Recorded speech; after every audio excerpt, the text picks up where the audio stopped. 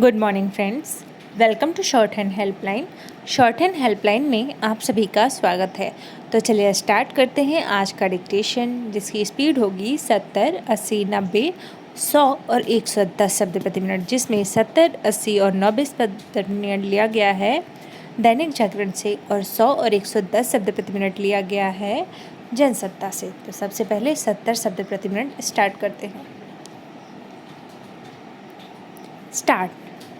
कांग्रेस अध्यक्ष पद के चुनाव का समय जैसे जैसे निकट आता जा रहा है, वैसे वैसे पार्टी की राज्य इकाइयों में इस आशय के प्रस्ताव पारित करने की होड़ मची है कि राहुल गांधी को ही फिर से अध्यक्ष बनना चाहिए। अब तक लगभग 8 प्रदेश कांग्रेस समितियां ऐसे प्रस्ताव पारित कर चुकी हैं। इन समितियों ने अन्य राज्यों के कांग्रेस नेताओं पर यह दबाव बढ़ा दिया है कि वे भी अपने यहाँ से ऐसे ही प्रस्ताव पारित करें। यदि ऐसा ही हो तो आश्चर्य नहीं, क्योंकि मौजूदा माहौल में किसी प्रदेश कांग्रेस समिति के लिए अलग राह पर चलना संभव नहीं दिखता। पैरा। कोई प्रदेश कांग्रेस समिति यह कहने का साहस शायद ही जुटा सके कि पार्टी की कमान गांधी परिवार के बाहर के नेता को मिलनी चाहिए। यह स्थिति इसलिए बन रही है क्योंकि भारत जोड़ो यात्रा के दौरान राहुल गांधी ने अध्यक्ष बनने के प्रश्न पर गोलमोल उत्तर दिया था। उन्होंने कहा था कि मैं कांग्रेस का अध्यक्ष बनूंगा या नहीं, यह तब स्पष्ट हो जाएगा जब अध्यक्ष पद के लिए चुनाव होंगे। मैंने तय कर लिया है कि मैं क्या करूँगा और इसे लेकर मेरे मन में कोई भ्रम नहीं है। यह संभव है कि उन्होंने तय कर लिया हो कि उन्हें क्या करना है, लेकिन उनका यह कथन कुछ स्पष्ट नहीं करता। पैरा। भले ही यह कहा जा रहा हो कि प्रदेश कांग्रेस समितियों की ओर से राहुल गांधी के पक्ष में जो प्रस्ताव पारित किए जा रहे हैं उनका कोई अर्थ नहीं है, लेकिन सच यह है कि इन प्रस्तावों के माध्यम से यह संदेश देने का प्रयास किया जा रहा है कि वही पार्टी के सबसे सक्षम और लोकप्रिय नेता हैं। एक संदेश यह भी है कि यदि राहुल गांधी अध्यक्ष नहीं बनते तो भी वह कांग्रेस के सबसे प्रभावी नेता बने रहेंगे। प्रश्न यह है कि क्या किसी अन्य के अध्यक्ष बनने से वह स्वतंत्र रूप से निर्णय करने में सक्षम होगा। पैरा इसके आसार नहीं दिखते क्योंकि गांधी परिवार यही प्रकट करता चला आ रहा है कि कांग्रेस उसकी निजी जागीर है। इसी कारण अध्यक्ष पद छोड़ने के बाद भी राहुल गांधी पार्टी के सारे निर्णय स्वयं ही करते आ रहे हैं। 70 शब्द प्रति मिनट डिक्टेशन समाप्त हुआ। अब बारी है 80 शब्द प्रति मिनट की डिक्टेशन की। स्टार्ट होगा 3 सेकेंड बाद। स्टार्ट। कांग्रेस अध्यक्ष पद के चुनाव का समय जैसे जैसे निकट आता जा रहा है वैसे वैसे पार्टी की राज्य इकाइयों में इस आशय के प्रस्ताव पारित करने की होड़ मची है कि राहुल गांधी को ही फिर से अध्यक्ष बनना चाहिए। अब तक लगभग 8 प्रदेश कांग्रेस समितियां ऐसे प्रस्ताव पारित कर चुकी हैं। इन समितियों ने अन्य राज्यों के कांग्रेस नेताओं पर यह दबाव बढ़ा दिया है कि वे भी अपने यहाँ से ऐसे ही प्रस्ताव पारित करें। यदि ऐसा ही हो तो आश्चर्य नहीं, क्योंकि मौजूदा माहौल में किसी प्रदेश कांग्रेस समिति के लिए अलग राह पर चलना संभव नहीं दिखता। पैरा कोई प्रदेश कांग्रेस समिति यह कहने का साहस शायद ही जुटा सके कि पार्टी की कमान गांधी परिवार के बाहर के नेता को मिलनी चाहिए। यह स्थिति इसलिए बन रही है क्योंकि भारत जोड़ो यात्रा के दौरान राहुल गांधी ने अध्यक्ष बनने के प्रश्न पर गोलमोल उत्तर दिया था। उन्होंने कहा था कि मैं कांग्रेस का अध्यक्ष बनूंगा या नहीं, यह तब स्पष्ट हो जाएगा जब अध्यक्ष पद के लिए चुनाव होंगे। मैंने तय कर लिया है कि मैं क्या करूंगा और इसे लेकर मेरे मन में कोई भ्रम नहीं है। यह संभव है कि उन्होंने तय कर लिया हो कि उन्हें क्या करना है, लेकिन उनका यह कथन कुछ स्पष्ट नहीं करता।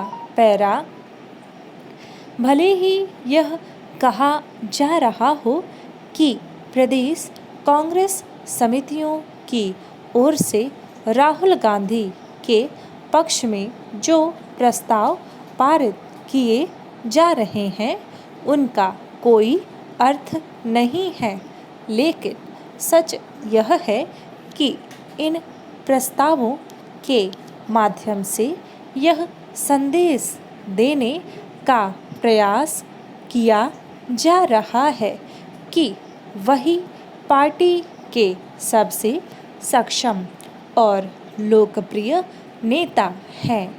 एक संदेश यह भी है कि यदि राहुल गांधी अध्यक्ष नहीं बनते तो भी वह कांग्रेस के सबसे प्रभावी नेता बने रहेंगे। प्रश्न यह है कि क्या किसी अन्य के अध्यक्ष बनने से वह स्वतंत्र रूप से निर्णय करने में सक्षम होगा। पैरा इसके आसार नहीं दिखते क्योंकि गांधी परिवार यही प्रकट करता चला आ रहा है कि कांग्रेस उसकी निजी जागीर है। इसी कारण अध्यक्ष पद छोड़ने के बाद भी राहुल गांधी पार्टी के सारे निर्णय स्वयं ही करते आ रहे हैं। एक तरह से वह पर्दे के पीछे से पार्टी चला रहे हैं। इसमें संदेह है कि गांधी परिवार के बाहर के किसी नेता के अध्यक्ष बनने से स्थिति में परिवर्तन आएगा। कहना कठिन है कि कांग्रेस का नया अध्यक्ष कौन बनेगा, लेकिन पार्टी की दशा और दिशा तब सुधरेगी जब वह अपनी रीति नीति बदलने के साथ आम जनता के समक्ष अपनी विचारधारा को स्पष्ट करने और जनता को आकर्षित करने वाला कोई ठोस विमर्श खड़ा करने में समर्थ होगी। आज तो स्थिति यह है कि कांग्रेस के आम कार्यकर्ता भी यह समझ पाने में असमर्थ हैं कि पार्टी की विचारधारा क्या है। 80 शब्द प्रति मिनट डिक्टेशन समाप्त हुआ। अब बारी है 90 शब्द प्रति मिनट के डिक्टेशन की। इसकी आउटलाइंस एंड PDF आपको टेलीग्राम चैनल पर प्रोवाइड करा दी जाती है, तो आप वहां से लिखें और अपने दोस्तों के साथ ज़रूर शेयर करें ताकि वो लोग भी इस क्लास का लाभ उठा सकें। तो चलिए स्टार्ट करते हैं। 90 शब्द प्रति मिनट स्टार्ट होगा 3 सेकेंड बाद। स्टार्ट। कांग्रेस अध्यक्ष पद के चुनाव का समय जैसे जैसे निकट आता जा रहा है, वैसे वैसे पार्टी की राज्य इकाइयों में इस आशय के प्रस्ताव पारित करने की होड़ मची है कि राहुल गांधी को ही फिर से अध्यक्ष बनना चाहिए। अब तक लगभग 8 प्रदेश कांग्रेस समितियां ऐसे प्रस्ताव पारित कर चुकी हैं। इन समितियों ने अन्य राज्यों के कांग्रेस नेताओं पर यह दबाव बढ़ा दिया है कि वे भी अपने यहाँ से ऐसे ही प्रस्ताव पारित करें। यदि ऐसा ही हो तो आश्चर्य नहीं, क्योंकि मौजूदा माहौल में किसी प्रदेश कांग्रेस समिति के लिए अलग राह पर चलना संभव नहीं दिखता। पैरा। कोई प्रदेश कांग्रेस समिति यह कहने का साहस शायद ही जुटा सके कि पार्टी की कमान गांधी परिवार के बाहर के नेता को मिलनी चाहिए। यह स्थिति इसलिए बन रही है क्योंकि भारत जोड़ो यात्रा के दौरान राहुल गांधी ने अध्यक्ष बनने के प्रश्न पर गोलमोल उत्तर दिया था। उन्होंने कहा था कि मैं कांग्रेस का अध्यक्ष बनूंगा या नहीं, यह तब स्पष्ट हो जाएगा जब अध्यक्ष पद के लिए चुनाव होंगे। मैंने तय कर लिया है कि मैं क्या करूंगा और इसे लेकर मेरे मन में कोई भ्रम नहीं है। यह संभव है कि उन्होंने तय कर लिया हो कि उन्हें क्या करना है, लेकिन उनका यह कथन कुछ स्पष्ट नहीं करता। पैरा। भले ही यह कहा जा रहा हो कि प्रदेश कांग्रेस समितियों की ओर से राहुल गांधी के पक्ष में जो प्रस्ताव पारित किए जा रहे हैं उनका कोई अर्थ नहीं है, लेकिन सच यह है कि इन प्रस्तावों के माध्यम से यह संदेश देने का प्रयास किया जा रहा है कि वही पार्टी के सबसे सक्षम और लोकप्रिय नेता हैं। एक संदेश यह भी है कि यदि राहुल गांधी अध्यक्ष नहीं बनते तो भी वह कांग्रेस के सबसे प्रभावी नेता बने रहेंगे। प्रश्न यह है कि क्या किसी अन्य के अध्यक्ष बनने से वह स्वतंत्र रूप से निर्णय करने में सक्षम होगा? पैरा इसके आसार नहीं दिखते क्योंकि गांधी परिवार यही प्रकट करता चला आ रहा है कि कांग्रेस उसकी निजी जागीर है। इसी कारण अध्यक्ष पद छोड़ने के बाद भी राहुल गांधी पार्टी के सारे निर्णय स्वयं ही करते आ रहे हैं। एक तरह से वह पर्दे के पीछे से पार्टी चला रहे हैं। इसमें संदेह है कि गांधी परिवार के बाहर के किसी नेता के अध्यक्ष बनने से स्थिति में परिवर्तन आएगा।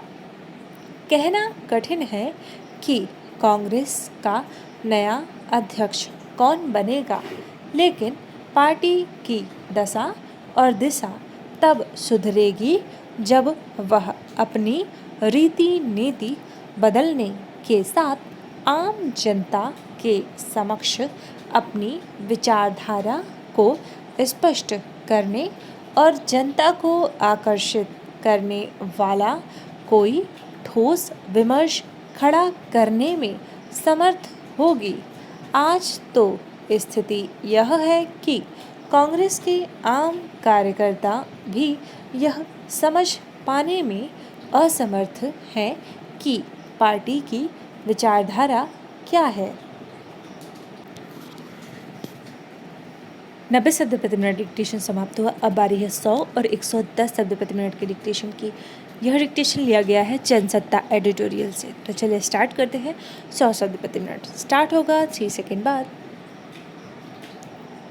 स्टार्ट। उत्तराखंड के हरिद्वार जिले में हो रहे पंचायत चुनाव से ठीक पहले बंटी जहरीली शराब ने शासन प्रशासन की पोल खोल कर रख दी है। जहरीली शराब में 14 लोगों को मौत हो गई। इस जहरीली शराब का मुख्य आरोपी भारतीय जनता पार्टी से जुड़ा ग्रामीण नेता है। उसकी पत्नी पंचायत चुनाव में अपना भाग्य आजमा रही है। महिला प्रत्याशी का पति विजेंद्र गांव में झोला छाप डॉक्टर है। पैरा पहले तो जिला प्रशासन जहरीली शराब पीकर लोगों के मरने की बात से पल्ला झाड़ता रहा, परंतु जब एक के बाद एक मौत हुई और यह मामला देहरादून में पुलिस महानिदेशक के दफ्तर में पहुंचा तो पुलिस ने सख्ती की। घटनास्थल पथरी थाने के थानेदार और 4 पुलिस वालों को निलंबित कर दिया गया। पैरा इस मामले में राज्य सरकार ने कड़ी कार्रवाई करते हुए आबकारी विभाग के 9 अधिकारियों और कर्मचारियों को तत्काल प्रभाव से निलंबित कर दिया। साथ ही हरिद्वार के जिला आबकारी अधिकारी का भी तबादला कर दिया गया। सरकार ने अवैध रूप से बिक रही शराब को रोकने के लिए लगातार अभियान छेड़ने के आदेश दिए। पैरा राज्य सरकार की कार्यवाही के बाद राजनीतिक सरगर्मी बढ़ गई और पथरी थाने के अंतर्गत गांव फूलगढ़ और शिवगढ़ में विभिन्न राजनीतिक दलों के बड़े नेताओं का आना जाना शुरू हो गया।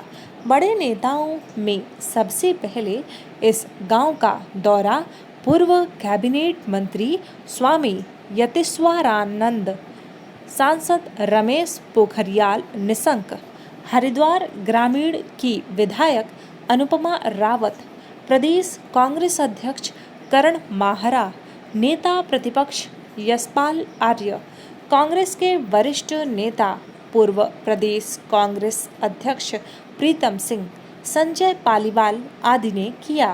पैरा, आज पंचायत चुनाव में शराब कांड सबसे बड़ा मुद्दा बना हुआ है। हालांकि जनपद के नेताओं ने कोई सबक नहीं सीखा है और अभी भी पंचायत चुनाव में शराब बांटी जा रही है। हरिद्वार पुलिस ने पंचायत चुनाव में शराब माफिया के खिलाफ जबरदस्त अभियान छेड़ रखा है और रोजाना कच्ची शराब पकड़ी जा रही है। गांव में अवैध रूप से चल रही कच्ची देसी शराब की भट्टियों को नेस्तनाबूद करने का अभियान चल रहा है। पैरा, इसके बावजूद पंचायत चुनाव में मतदाताओं को जमकर कच्ची पक्की देसी विदेशी सभी शराब परोसी जा रही है, जिसे रोकने में प्रशासन नाकाम दिखाई दे रहा है। जहरीली शराब कांड के मुख्य आरोपी सहित 20 से ज़्यादा आरोपियों को पुलिस ने अभी तक पकड़ा है। वहीं शराब कांड की परत दर परत खुल रही है। इस शराब कांड में पंचायत चुनाव में भाजपा को सबसे ज़्यादा नुकसान पहुंचाया है, क्योंकि इस कांड के मुख्य आरोपी विजेंद्र की पत्नी भाजपा से जुड़ी हुई हैं और वह उम्मीदवार हैं। पैरा, विपक्ष ने इस मुद्दे को हाथों हाथ लिया है और सत्तारूढ़ भाजपा पर पंचायत चुनाव में धन बल, बाहुबल और शराब के बूते जैसे तैसे चुनाव जीतने का आरोप लगाया है। कांग्रेस के पूर्व अध्यक्ष प्रीतम सिंह ने हरिद्वार जनपद का दौरा करने के बाद पत्रकारों से कहा कि जहां एक तरफ उत्तराखंड के मुख्यमंत्री पूरे उत्तराखंड को 2025 तक नशा मुक्त प्रदेश बनाने का अभियान छेड़े हुए हैं। पैरा, वहीं हरिद्वार के जिला पंचायत चुनाव को जीतने के लिए भाजपा के स्थानीय नेता जहरीली शराब पिलाकर मतदाताओं को लुभाने के लिए उन्हें मौत की नींद सुला रहे हैं।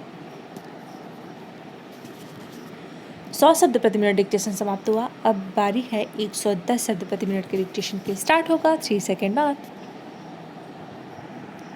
स्टार्ट। उत्तराखंड के हरिद्वार जिले में हो रहे पंचायत चुनाव से ठीक पहले बंटी जहरीली शराब ने शासन प्रशासन की पोल खोलकर रख दी है।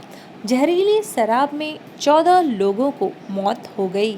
इस जहरीली शराब का मुख्य आरोपी भारतीय जनता पार्टी से जुड़ा ग्रामीण नेता है।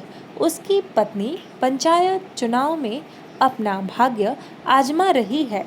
महिला प्रत्याशी का पति विजेंद्र गांव में झोला छाप डॉक्टर है। पैरा, पहले तो जिला प्रशासन जहरीली शराब पीकर लोगों के मरने की बात से पल्ला झाड़ता रहा, परंतु जब एक के बाद एक मौत हुई और यह मामला देहरादून में पुलिस महानिदेशक के दफ्तर में पहुंचा तो पुलिस ने सख्ती की। घटनास्थल पथरी थाने के थानेदार और 4 पुलिस वालों को निलंबित कर दिया गया। पैरा, इस मामले में राज्य सरकार ने कड़ी कार्रवाई करते हुए आबकारी विभाग के 9 अधिकारियों और कर्मचारियों को तत्काल प्रभाव से निलंबित कर दिया। साथ ही हरिद्वार के जिला आबकारी अधिकारी का भी तबादला कर दिया गया।